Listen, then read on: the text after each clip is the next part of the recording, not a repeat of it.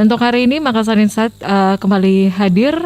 Saya ingatkan lagi untuk tetap ya dengan disiplin protokol kesehatan COVID-19 ya. Walaupun Anda sudah mendapatkan vaksin, jangan sampai prokesnya itu dilonggarkan ya. Jadi harus tetap disiplin dengan protokol kesehatan COVID-19.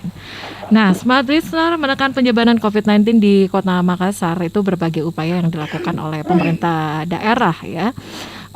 Seperti adanya program vaksinasi nasional ya. Kemudian adanya Makassar Recover. Ini sesuai dengan Perwali nomor 36 tahun 2020, ini tentang percepatan pengendalian COVID-19 di Kota Makassar.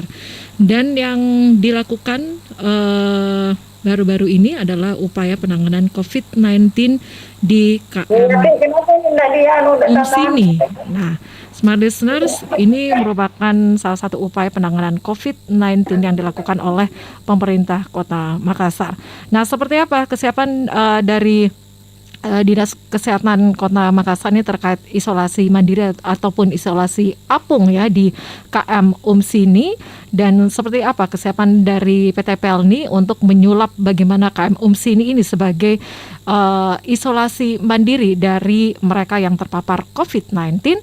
Dan untuk saat ini kita sudah terhubung dengan beberapa narasumber untuk pagi hari ini. Kita tersambung ya secara virtual dan juga secara kita hubungi melalui telepon ya. Untuk saat ini saya sudah terhubung bersama, saya sapa dulu. Di sini ada Bapak Abdul Wahab Tahir, anggota DPRD Kota Makassar. Assalamualaikum warahmatullahi wabarakatuh, Pak. Assalamualaikum warahmatullahi wabarakatuh. Ya, gimana kabar Pak? Ya. Alhamdulillah sehat. Ya, tetap jaga kesehatan ya Pak ya. Oh iya, tetap jagalah. Ya. Sebagai pejabat yang mengurusi rakyat harus sehat selalu. Iya. Gitu. Oke. Baik, kemudian di sini Pak Wahab kita juga terhubung melalui telepon. Di sini ada Ibu Dr. Haja Hadijah Iriani, PLT Kadis Kesehatan Kota Makassar. Assalamualaikum warahmatullahi wabarakatuh, Ibu. Waalaikumsalam warahmatullahi wabarakatuh. Izin Pak Ketua, lagi rapat saya ini jadi nggak bisa tinggalkan tempat. Ya, silakan Ibu Kadis. Siap. Ya, gimana kabarnya Ibu Kadis? Alhamdulillah sehat selalu. Ya, tetap jaga kesehatan ya Bu ya. Insyaallah. Ya, baik. Untuk topik kita hari ini terkait upaya penanganan COVID-19 ya di KM Umsini, tepatnya untuk isolasi mandiri, isolasi apung ya, yang saat ini menjadi inovasi dari pemerintah Kota Makassar. Baik, sebelum kita masuk ya untuk bagaimana secara konsep untuk isolasi mandiri ataupun isolasi apung di KM Umsini ini, mungkin saya mohon izin dulu Pak Wahab, saya ke Ibu Iriani dulu. Ibu, silakan. Terkait gambaran kasus COVID-19 di Kota Makassar untuk saat ini, mungkin bisa memberikan sedikit gambaran, Ibu. Terima kasih Mbak. Siapa lagi? Lupa. Mirza, Bu. Pak Nirga, bahwa untuk tanggal sampai dengan tanggal 28 ya kemarin, jadi hari ini belum dirilis tentu saja. Itu konfirmasi positif Kota Makassar 503 orang. Jadi nggak main-main ya dengan kasus COVID ini. Nah, kami di Kota Makassar ini punya inovasi cara baru penanggulangan pandemi COVID-19. Tugas kami khususnya Dinas Kesehatan Kota Makassar, setelah pasien terkonfirmasi positif, tentu kami melakukan tracing. Melalui COVID Hunter, kami melacak di rumah pasien yang terkonfirmasi positif. Apakah ada anggota keluarga di dalam rumah tersebut juga menderita yang sama, terkonfirmasi. Jadi kami lakukan pelacakan, kemudian kami juga melakukan pelacakan di tempat kerja kalau bekerja, dan kami juga melakukan pelacakan di tempat mereka berkumpul biasanya. Itu yang kami lakukan melalui COVID Hunter. Dan juga terus kami berupaya untuk deteksi dini kasus-kasus seperti ini melalui tim kami, yaitu tim detektor. Nah, memang ini masih banyak pro kontra karena informasi yang simpang siur. Kemudian kami juga punya tim Raika. Raika itu adalah adaptasi sosial mengurai kerumunan. Bagaimana kita tetap menjaga protokol kesehatan dengan ketat dan terus berupaya agar pandemi ini segera berakhir. Nah, untuk kasus tiga hari terakhir tadi saya sampaikan dari tanggal 26 Juli itu mulai 23 Juli ya 721 kasus. Kemudian turun setengahnya 24 Juli itu 372, tanggal 25 312, 26 214, kemudian naik lagi tanggal 27 itu 419 dan kemarin 503. Inilah gambaran COVID yang ada di 19 yang ada di Kota Makassar. Iya. Untuk Gitu, Mbak. kasus yang untuk yang sembuh itu berapa, Bu? Kalau kasus kesembuhan itu 97,8% dari total kasus yang ada. Ya, kemudian yang meninggal, Ibu? Angka kematian kita kisarannya 2-3%. 2-3%. Berarti dalam per hari itu ada berapa orang ya? Kemarin agak cukup banyak. Hmm. Kemarin kematian itu, bentar ya, mesti nyantek dulu nih saya. Ya, silakan Bu, nggak apa-apa Bu. Iya. Kematiannya 9 orang kemarin. 9 orang Bu ya. Iya. Iya.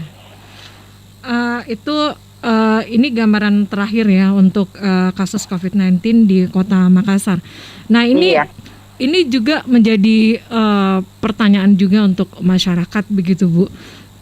Untuk respon setiap orang itu kan berbeda terhadap terpapar COVID-19. Ada yang gejala ringan, kemudian ada yang gejala sedang. Biasanya ya mungkin untuk gejala ringan itu tidak sampai dirawat di rumah sakit. Tapi untuk gejala umum, Ibu, sampai gejala yang tidak umum yang biasa dialami orang yang terpapar COVID-19. Mungkin untuk gejala umumnya seperti apa ya? Ya. Inilah yang harusnya kita secara berkesinambungan melakukan tracing kepada khususnya ya masyarakat yang aktivitasnya cukup tinggi, misalnya kerumunan di pasar, ya kerumunan di tempat-tempat perkantoran, itu kan pasti tanpa disengaja itu pasti ada terjadi kerumunan lah seperti itu, tanpa disadari yang seharusnya kita harus selalu menjaga jarak. Itu sebenarnya yang harus kita lakukan terus-menerus secara berkesinambungan melakukan pelacakan. Nah, kalau kita melihat di Kota Makassar ini, ya artinya kalau melihat kasus-kasus terjadi peningkatan, itu artinya apa? Tracing tim tracer kita, dalam hal ini COVID counter kita, lumayan sudah dapat bekerja dengan baik, dapat menemukan kasus-kasus terkonfirmasi positif lebih banyak. Seperti itu. Oke, Bu, untuk saat ini berbagai upaya penanganan ya yang dilakukan oleh pemerintah Kota Makassar ya. Seperti tadi diinformasikan ada beberapa program juga seperti adanya Makassar Recover ini ya. Itu ada COVID Hunter ya. Kemudian ada tim Raika juga diturunkan oleh pemerintah Kota Makassar. Dan untuk yang baru-baru ini yang baru-baru saja dilakukan oleh inovasi yang dilakukan oleh pemerintah yaitu dengan adanya isolasi apung ya di KM Umsini, isolasi mandiri untuk mereka yang terpapar COVID-19. Nah ini secara konsep seperti apa itu Ibu? Baik, jadi ini adalah juga merupakan sebenarnya tugas pemerintah kota. Bagaimana pasien-pasien yang terkonfirmasi positif tanpa gejala, ya kita harus mengisolasi mereka-mereka jauh dari orang-orang, terutama dalam keluarganya sendiri. Jika di dalam rumah itu tidak memungkinkan untuk melakukan isolasi mandiri di dalam rumah, kalau mungkin kamar mandinya hanya satu, kamarnya banyak tapi kamar mandinya hanya satu, jadi sehingga tidak memungkinkan mereka mengisolasi seorang diri di dalam kamar itu. Itulah semua yang akan kami angkut ke dalam kapal Umsini untuk dilakukan isolasi mandiri agar penularan itu berkurang. Kemudian di samping itu tentu kita juga tidak begitu saja mengangkut mereka. Kita harus menghilangkan keluhan-keluhan atau mengeliminir komorbid. Jadi pasien-pasien dengan komorbid kita tidak angkut. Kenapa Yang kita Ibu? maksudkan komorbid. Karena Ibu, Pasien dengan, ya. kenapa? Mhm. Karena biasanya kasus-kasus dengan komorbid itu cepat sekali terjadi perburukan kondisi fisik. Kematian. Sehingga itu harus terpantau di rumah sakit. Seperti itu. Mhm. Nah, itulah prinsip dasar kita melakukan isolasi di kapal, karena pemerintah kota tidak menginginkan adanya pertambahan jumlah terkonfirmasi, artinya penularan. Inilah tugas kita dalam mencegah penularan dengan mengisolasi pasien-pasien yang terkonfirmasi positif. Seperti itu. Ya, ini tentu kalau mengetahui ya orang-orang yang terpapar COVID-19, ini tentu perlu kerjasama begitu Bu dengan pihak-pihak terkait ya, misalnya dari pihak kelurahan ataupun RT RW, itu seperti apa? Oh, pasti. Ya. Pasti. Jadi ini tim hunter kita, tim hunter yang melakukan tracing, testing dan treatment, itu adalah tim yang terdiri dari anggota Puskesmas, dalam hal ini nakesnya. Kami dibantu oleh TNI Polri, yaitu Babinsa dan Babin Kaptimas. Kami dibantu juga oleh Satpol PP dan kelurahan. Itu satu tim untuk melakukan tracing, testing, dan treatment. Jadi dari Puskesmas, kemudian Babinsa dan juga kelurahan. Ya, itu satu tim, mereka. Setiap melakukan tracing melalui COVID Center, itu satu tim yang mendatangi rumah yang terkonfirmasi. Oke. Untuk sampai sejauh ini Bu, bagaimana progres dari ataupun bagaimana untuk penggunaan KM UMSI ini sebagai isolasi mandiri Bu? Tadi kan seperti ya. Sekarang kami lagi membahas terkait dengan penandatanganan MOU. Kesiapan semua tim, baik tim kesehatan maupun non medis yang terdiri dari Damkar, Perhubungan, BPBD, dan yang lain-lain, bagian umum juga, itu semua saat ini sudah merampungkan tugas-tugas yang akan mereka kerjakan di KM UMSI ini maupun di darat. Namun MOU itu akan kami laksanakan pada hari Senin insya Allah bersama Dirjen Kupla dan PT Pelni. Ya, tentu untuk isolasi itu dibuka pendaftaran nih Bu ya. Sampai sejauh ini bagaimana Bu respon masyarakat? Iya, di tingkat kelurahan. Iya. Jadi tingkat kelurahan, setelah kami mendapatkan data dari Pak Lurah, kami di H-1 sebelum naik ke kapal, kami melakukan tracing kembali, mengidentifikasi apakah ini terkonfirmasi positif beserta komorbid atau tidak. Kalau tidak dengan komorbid, itu yang kami lakukan pendataan untuk pengangkutan di kapal. Kalaupun itu terpapar COVID-19 Bu, sebelum dibawa ke KM UMSI ini ya, untuk isolasi mandiri sendiri itu berapa tempat yang disiapkan oleh pemerintah Ibu selain di KM UMSI ini? Kalau pemerintah Kota Makassar di KM UMSI ini, tapi pemerintah provinsi juga bekerja sama dengan relawan-relawan, sudah ada 2 tempat lainnya, yaitu Asrama Haji dan Bapelkes, Badan pelatihan kesehatan ya yang diangkat. Baik, jadi itu tadi Ibu ya untuk terkait MOU yang akan ditandatangani ya dalam waktu dekat ini ya. Yap. Iya, Ibu sejauh ini pasti Ibu ya, Ibu Hadijah juga sudah pernah mengunjungi ya KM UMSI ini. Mungkin bisa sedikit gambaran Ibu untuk fasilitas yang ada saat ini seperti apa? Sedikit gambaran kepada smart listeners. Terima kasih Mbak, bahwa memang KM UMSI ini dalam kondisi kosong. Yeah. Ya, jadi kebutuhan fasilitas layanan isolasi apung itu tentu pemerintah kota yang melengkapi. Contoh misalnya bagaimana udara itu bisa bertukar, tentu membutuhkan HEPA filter. Itu kami upayakan dari pemerintah kota karena udara di kapal Unsin itu tidak mampu bertukar, ya. Dia itu juga udaranya baru dia sedot kembali. Jadi bagaimana caranya kita membuang keluar, mengambil udara baru. Karena ini adalah aerosolnya, ya, takutnya nanti penularan. Kemudian beberapa hal lainnya, misalnya terkait dengan penyediaan air minum, air bersih, itu juga penyediaannya oleh pemerintah kota. Bagaimana masyarakat itu merasa nyaman berada di pengasingan lah kalau bilang gitu ya, isolasi seperti itu.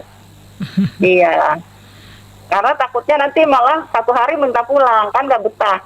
Iya, karena ini upaya pemerintah, bagaimana mereka di atas itu di samping melakukan pemulihan, juga kami melakukan motivasi agar mereka nanti menjadi duta-duta Kota Makassar yang memberikan motivasi bagaimana pencegahan daripada penularan COVID-19 ini. Kemudian juga mereka tentu recreation, ya, melakukan rekreasi di atas kapal, misalnya dia siapkan alat-alat pancing, kemudian dibuat games-games yang nantinya kalau ada pemenangnya itu hadiahnya sembako yang diambil oleh keluarganya nantinya.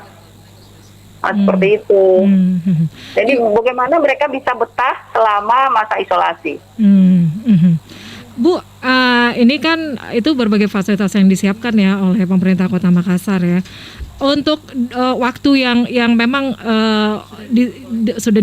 yang disiapkan ya untuk mereka isolasi mandiri itu berapa lama, Ibu? Iya, ini kan kita ada peraturan baru kementerian dan dari Kementerian Dalam Negeri maupun dari Kementerian Kesehatan. Yang selama ini 10 hari plus 3 hari, saat ini dibenarkan 5 hari. Setelah 5 hari kita melakukan evaluasi fisik, cek fisik. Ya, kalau misalnya sudah bisa kita pulangkan, dan tetap isolasi mandiri di rumah, karena kita berharap dengan pengobatan 5 hari itu paling tidak sudah tidak menularkan lagi.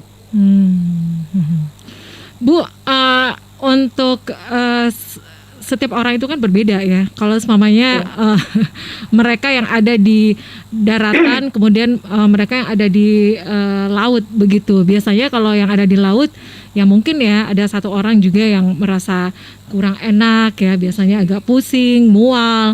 Nah itu seperti apa itu, Bu, mengantisipasi hal itu? Yang pasti kita antisipasi pengobatan darurat.